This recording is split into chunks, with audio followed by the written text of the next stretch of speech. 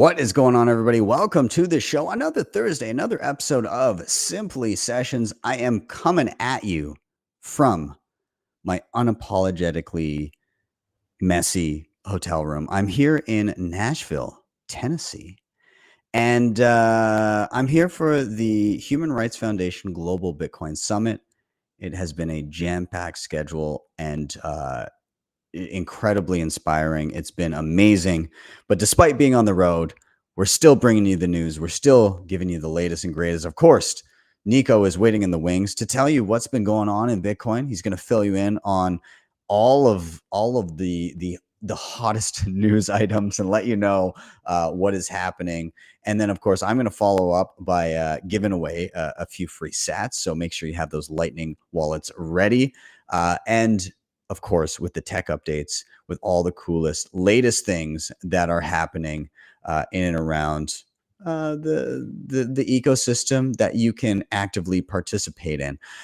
So with that, of course, please do like, sub, share, all those things. They help a ton getting this content in front of more eyeballs. Anyways, I am Ben with the BTC Sessions, and this is your Simply Session.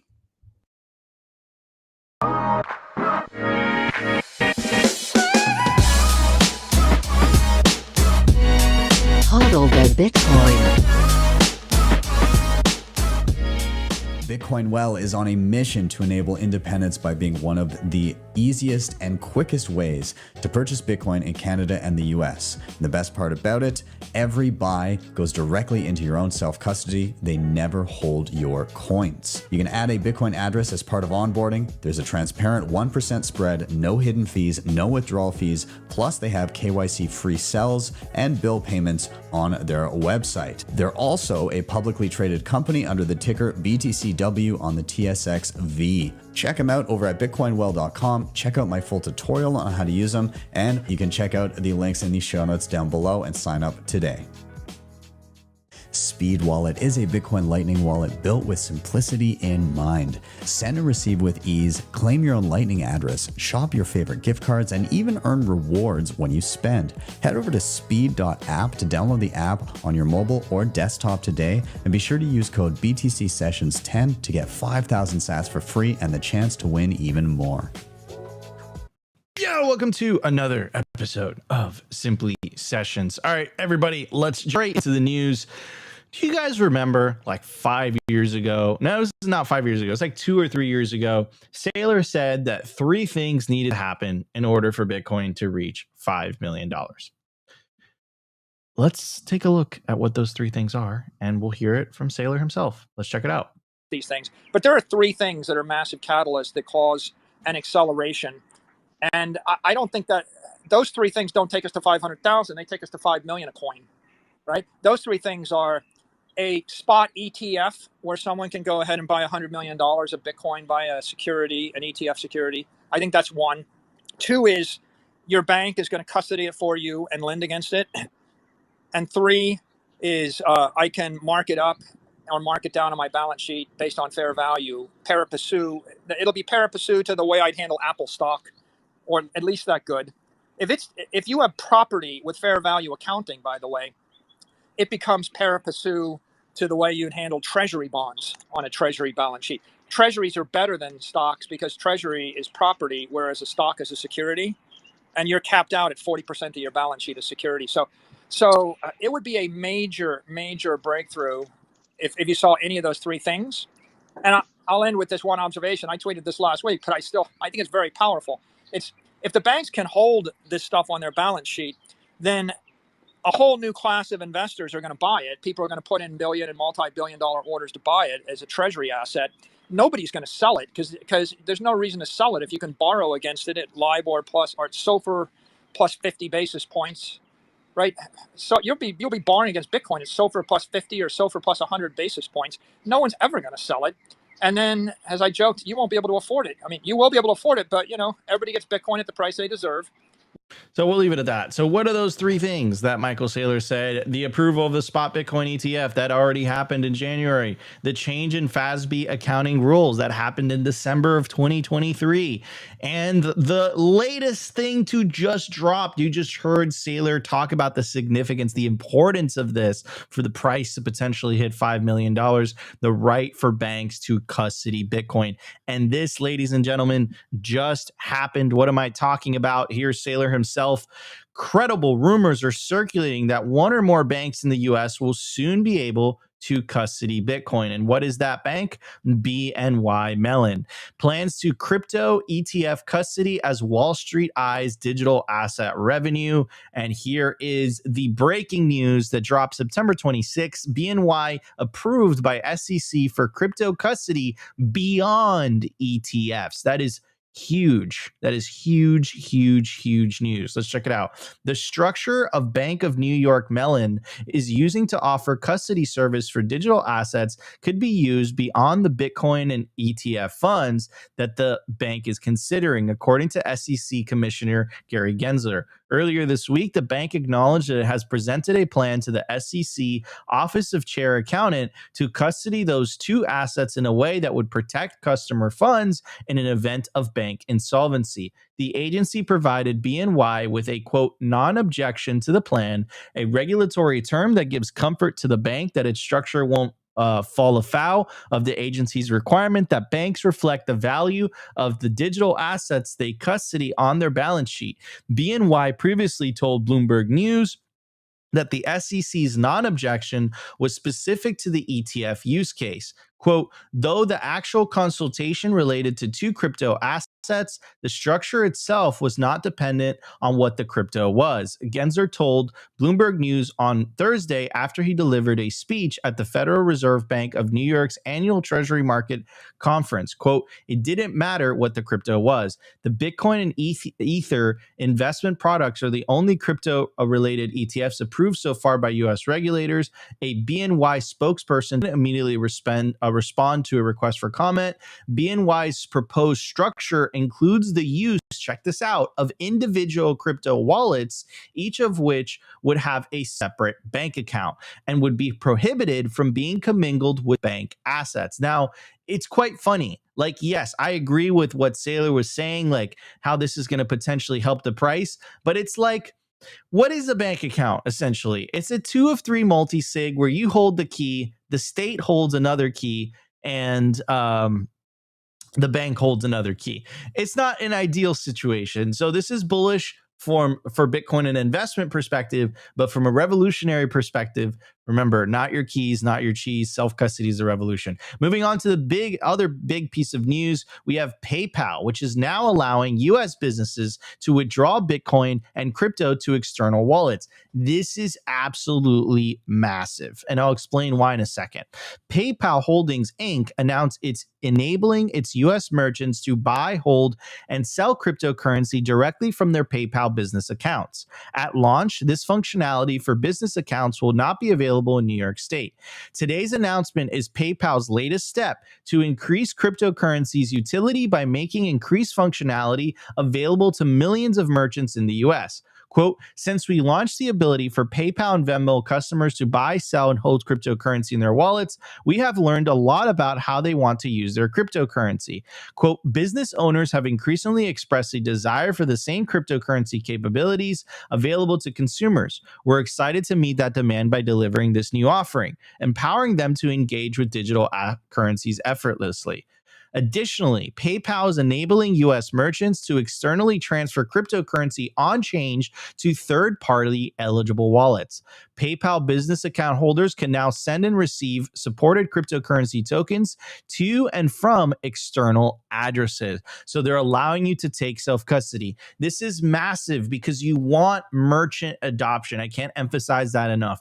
You want merchant adoption, and this is exactly what PayPal is enabling, because with merchant adoption, you're going to start to see business owners realize that, hey, wait a second, why don't I maintain a percentage of my treasury in Bitcoin? Why don't I do that? And then once they get a taste of that, that percentage allocation goes from 1% to 2% to 3% to 5%. You guys get the general gist. Anyways, an update on the separation of information in the state, which is where we are right now, and the upcoming battle, the separation of money and state. First, quick little quote from Nayib Bukele's famous article, Don't drink the elite's Kool-Aid, which will give context to the video that I'm about to play. It goes on to say, the most vocal detractors, the ones who are afraid and pressuring us to reverse our decision, are the world's most powerful elites and the people who work for or benefit from them. And they are willing to fight, lie, smear, destroy, censor, confiscate, print, and do whatever it takes to maintain and increase their control over the truth and everything and everyone. That's right, ladies and gentlemen. Their most important weapon is their control over the truth. And here's John Kerry himself talking about the pesky First Amendment. Let's check it out. That right now, and I think the dislike of and anguish over social media is just growing and growing and growing, and it's part of our problem, particularly in democracies, in terms of building consensus around any issue. It's really hard to govern today. You can't, there's no, the referees we used to have to determine what's a fact and what isn't a fact, are kind of, been eviscerated to a certain degree. And people go and people self-select where they go for their news or for their information. And then you just get into a vicious cycle. So it's really, really hard, much harder to build consensus today than at any time in the 45, 50 years I've been involved in this. And there's a lot of discussion now about how you curb those entities in order to guarantee that you're going to have, some accountability on facts, et cetera. But look, if people go to only one source and the source they go to is sick, and has an agenda, and they're putting out disinformation, our First Amendment stands as a major block to the ability to be able to just, hammer it out of existence. So the First Amendment is literally there to protect you against politicians like that are basically saying, don't do your own research. We are the truth. We are the ones who get to decide what is information and what is misinformation. And social media threw a wrench into their plan. Before, there was a handful of TV networks. There was a handful of legacy media outlets like the New York Times, the Wall Street Journal, but then social media came around, and now you have mass scale peer-to-peer communications where people can build giant platforms without going through the gatekeepers of information. And this is why John Kerry and other politicians are freaking out the way they are. In fact, it was brought up in the recent vice presidential debate here that happened a couple days ago. Let's check it out. Here's JD Vance against Tim Walz. That we actually do have a threat to democracy in this country, but unfortunately, it's not the threat to democracy that Kamala Harris and Tim Walz want to talk about. It is the threat of censorship. It's Americans casting aside lifelong friendships because of disagreements over politics. It's big technology companies silencing their fellow citizens. And it's Kamala Harris saying that rather than debate and persuade her fellow Americans, she'd like to censor people who engage in misinformation. And I know what you guys are thinking. This is a Bitcoin show. Why are we talking about this? Why are we talking about information censorship? Well, it goes hand in hand because, ladies and gentlemen, what they're trying to do from a regulatory perspective is they're trying to require licenses for communication protocols, right? And why is this happening? Here is Lola from Primal says, Tornado Cash, need a banking license, Samurai Wallet, need a banking license, WhatsApp, Apple, X, probably all need licenses too. Sounds regarded, correct. That's why the SEC has proposed a rule to formalize licenses requirements for communication protocols. So essentially what they're trying to do is the government is picking and choosing, they want to be the ultimate decider on what information is correct, what speech is correct, what you can say. And if you think that they're not okay with you transacting freely and you think they're going to be okay, if they're not okay with you talking freely, you think that they're going to be okay with you transacting freely, that's incredibly naive. And by the way, I'm not the only one to get in front of this. There was a report written by NYDIG by Ross Stevens, and he says Bitcoin's protection under the First Amendment, which is something that John Kerry attacked in his video. And he makes the case that in recent years, Bitcoin has faced growing resistance from the very governmental authorities that Bitcoin advocates seeks to deprive of their monetary monopolies. In taking such steps, regulators do not appear to have considered the First Amendment implications of targeting Bitcoin. They should. This paper argues through extensive legal precedent that Bitcoin is speech. I'm going to repeat it again. Bitcoin is speech, therefore protected by the First Amendment, and any regulations attempting to curtail Bitcoin, therefore, have clear constitutional implications. Now, I'll leave it at this. Why is this happening? Why do they want to control speech? Well, it's very simple. You can't convince people to use a money that steals from them if you don't control the narrative. And if people have a choice between a deflationary, censorship resistant currency, which is Bitcoin, versus a inflationary, censorship prone currency, which is fiat and CBDCs, people are obviously going to choose Bitcoin if they have the choice. So this is essentially about creating a monopoly so that they can roll out CBDCs, and then that they can control information so that anyone doesn't have the ability to speak up against the CBDCs. This is what tyranny looks like. 4K right up in your face. Anyways, guys, this was your Simply Sessions for October 3rd, 2024. Peace out, everybody. Keeper is a fully open source Bitcoin app created to help you stack sats long term. Easily use your hardware devices or assisted keys to create multi-sig wallets and plan your inheritance. Head over to bitcoinkeeper.app to download the app and use code BTC Sessions 30 to get a 30% discount on your first subscription. Debify.com allows you to borrow against your Bitcoin in a non-custodial way. Collateral is held in a 3 of 4 distributed multi-sig with trusted parties. It provides institutional liquidity providers, loan periods of up to 5 years with flexible conditions and the best rates. And best of all, no rehypothecation of your funds. If you want to check them out today, head over to debify.com or hit the link in the show notes down below. CoinKite.com has some of the best hardware on the market today to secure your Bitcoin. The Cold Card Q is an absolute powerhouse and is my daily driver. And on top of this, they have plenty of other goodies, including the Mark IV, the Tap Signer, Open Dimes, the Block Clock, and much more. If you head over to their website, make sure you use code BTC Sessions at checkout to get a nice discount. Links are in the show notes down below. Thank you, Nico, for all of that. Appreciate you making it work regardless of where we are in the world.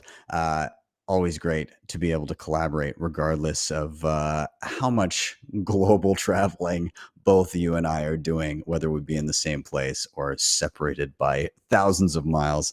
But let's dive in to what's up with the tech updates. But before we do that, we got to give away some free sats. Of course, you guys are familiar. This is Bitcoin Well. They are in Canada. They are in the US. And amazing place to stack sats with full self-custody from the get-go. If you're unfamiliar with them, really simple. You can sign up, very easy to use. But you also, as you utilize the platform, you earn points. And those points can be used to throw a coin into the Bitcoin wishing well and earn sats. You earn sats when you sign up. You earn points when you sign up. You earn points when you buy Bitcoin. You earn points when you refer friends. And again, those points can be used to potentially win some sats. When you throw a coin in the well, you can win somewhere between 500 and potentially 1 million sats every time you do. So let's do a little toss here. I've got my points here. I'm going to use 500 points to toss a coin in the well. And the QR code, whoever has their Lightning wallets ready and scans this QR code, oh my God, 210,000 sats. Holy bejesus. I don't know what to say about that. I gotta make sure that's large so that you guys can scan that. Whoever gets that one, congratulations. That's the largest one we've done. Damn, I'm I'm at a loss for words. That's fantastic. Well, congrats to whoever gets those sats. Holy. Well, I mean, there you go. This could be you day to day using Bitcoin well. So that's amazing. Anyways, with that, congrats to whoever wins those. Please let me know wherever you are, whether you're on Nostr, whether you're on X, whether you're watching on YouTube. Hit me in the comments. Please do let me know if you got those 210,000 sats. All right, so let's dive into the news here, and I guess I want to start by just chatting a little bit about what I'm doing here in Nashville. I'm here for Human Rights Foundation Global Bitcoin Summit, and this is my second year attending, and I've just got to say that this event and this gathering of people, if you're unfamiliar with what this is an aggregation of Bitcoiners and human rights activists from around the globe. This year we are 125 strong from 60 different countries and 6 different continents, and so you get this cross-pollination of people that understand what it's like to live under, survive, and rise up against tyrannical regimes around the globe, alongside Bitcoiners and freedom tech that can, be used as an integral tool in those people's battles. And I've got to say that standing in a room with some of these individuals, and this morning we did a round robin where each person stood up for 15 seconds and explained who they were and what they do. And if you want to feel a case of imposter syndrome, stand in a room with 125 people where multiple people have toppled dictatorships, and that will humble you like nothing else. But what an incredible aggregation of people. And I'm so excited to once again be in the presence of people that are just working to help increase freedom for people around the globe. It's been so inspiring, and what a fantastic group of people to share time and ideas with. So happy to be here, and special thank you to Alex Gladstein and everybody at the HRF for even having me in the room. But with that, let's move on here. I want to quickly congratulate the latest wave of OpenSats education grants. So I'll rattle them off really quick here. Bitcoin Jungle, Bitcoin Indonesia, Deciphering Bitcoin, Bob Space's Residency, Cohort 3, Satsy's Pocket Guides, and Africa Free Routing. Hats off to you guys. Congratulations for receiving Bitcoin and continuing to help Bitcoin education. It is much needed. Moving on, Diamond Wallet, Lightning Wallet with Bolt Link and Sats for Ads functionality. So, quote, we're excited to announce the beta release of Diamond Wallet, a self-custodial Lightning wallet that enables users to earn Sats by viewing ads. The app is still in beta, but it already supports all basic Lightning Wallet functions and can be tested with real Sats. Quote, we have about 200 testers from Japan right now. With the beta release, we'll slowly expand to other markets, add important features like credit card channel opens, improve UI and UX, etc. Lots to build, but we're not in a rush and committed to pursuing the self-custody path. That's from Diamond Hands, the co-founder and CEO, Koji Higashi. Cool to see. Love it.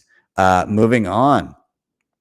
Jam app version 0.3.0, freeze, unfreeze, review UTXOs before sending. So Jam, if you're unfamiliar, this is, how should I put this? This is one of the CoinJoin protocols that has weathered the storm of top-down coercion and shutdowns.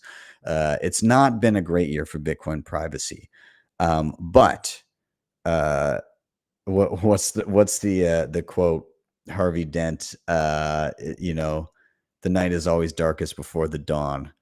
And I feel like we've got the dawn of a new age of Bitcoin privacy. And the reason I say that, and this is a preamble to what's going on with Jam here, just an aside, we saw a lot of pressures in and around Bitcoin privacy. Wasabi Wallet sunset their coordinator after Samurai Wallet was shut down and the founders were arrested. We've still got the whole Tornado Cash situation going on. Jam has weathered that storm as a protocol, but we've also seen a few other things. We see pop-up replacement coordinators for Sabi.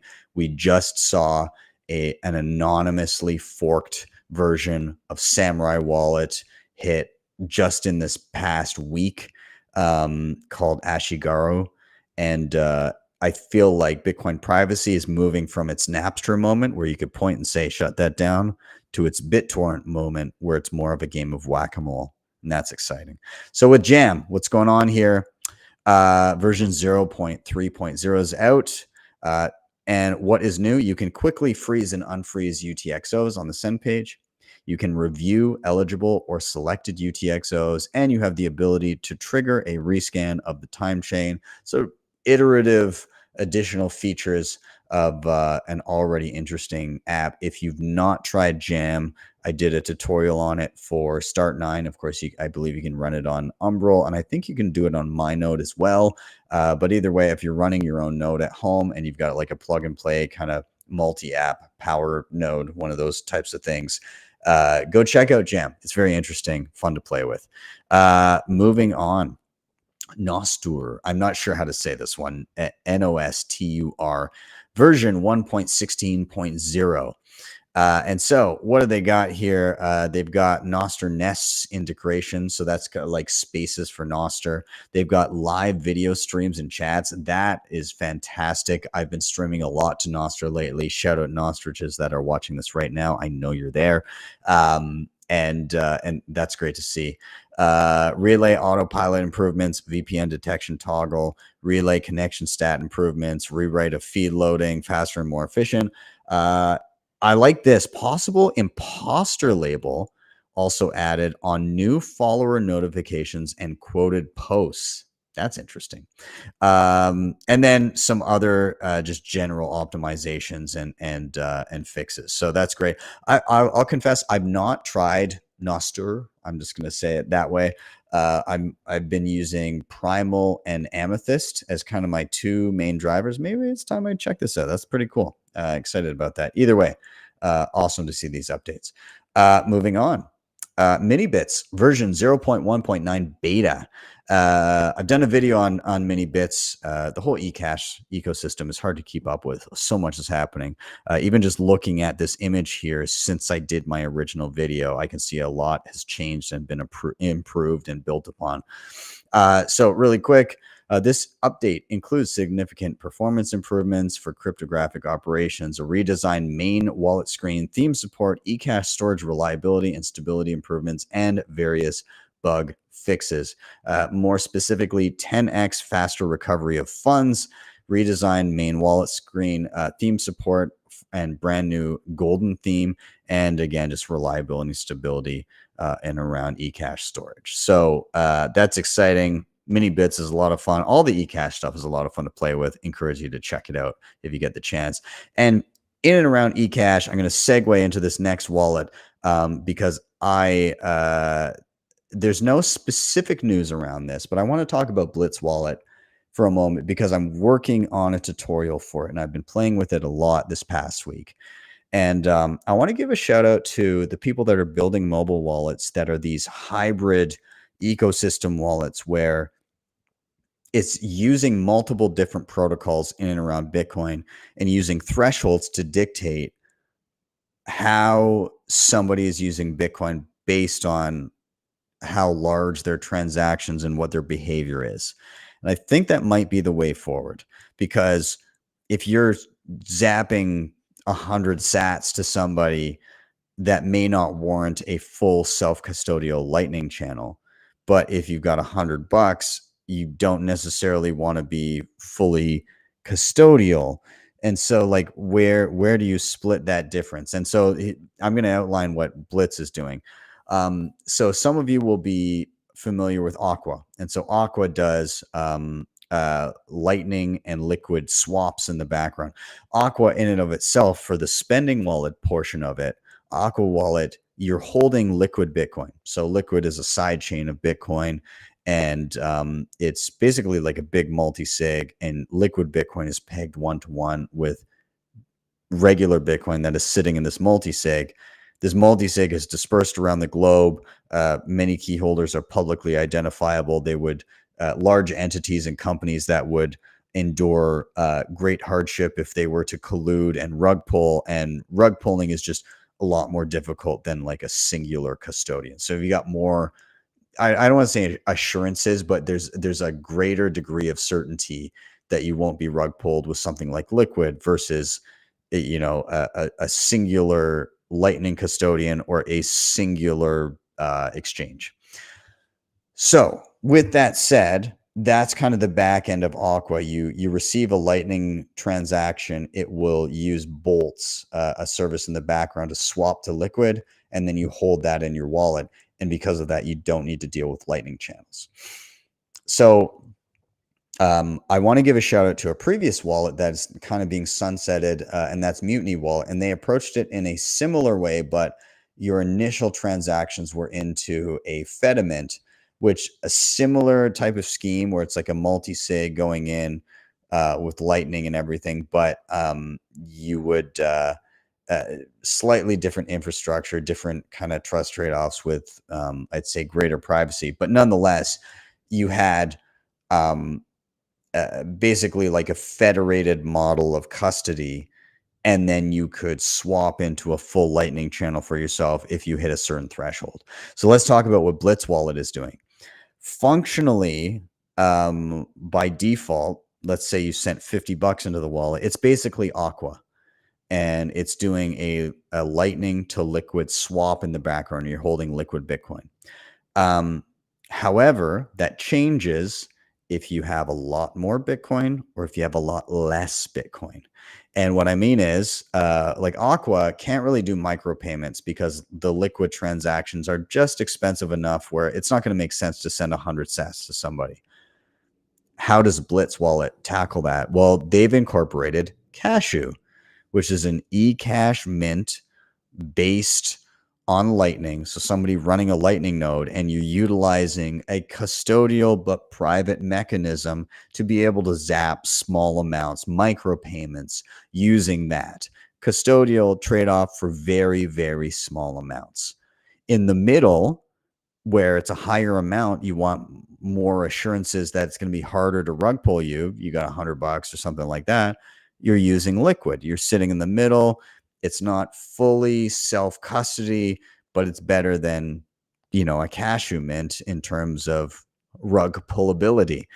And then what happens when you get to the higher end? Well, as soon as you pass a certain threshold, I think right now it's 500,000 sats. I could be mistaken. It might be 1 million.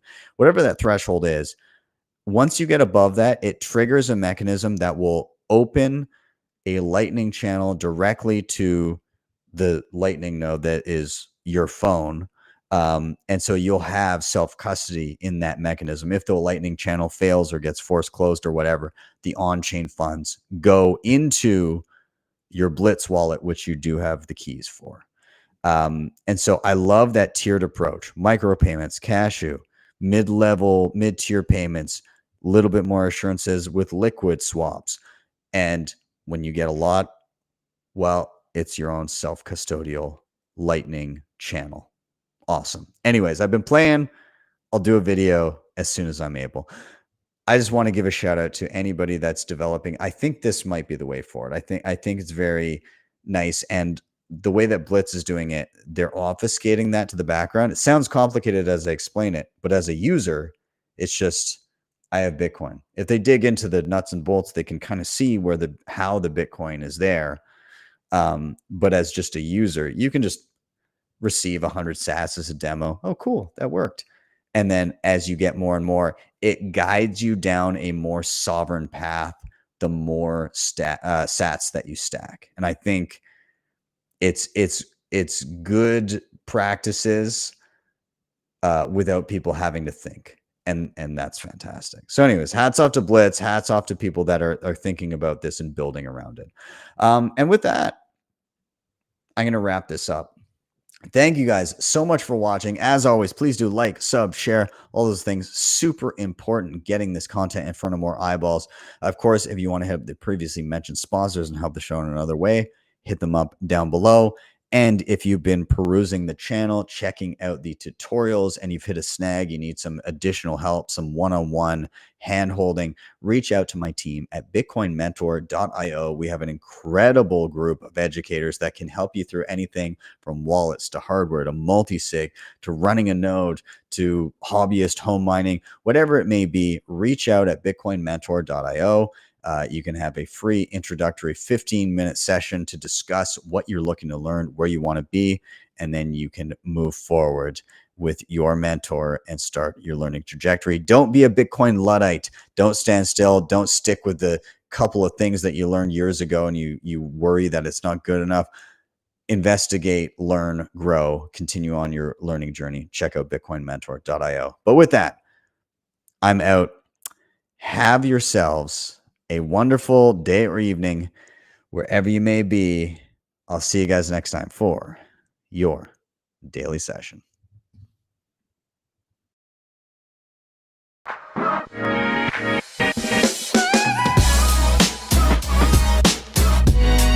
Hodl the Bitcoin.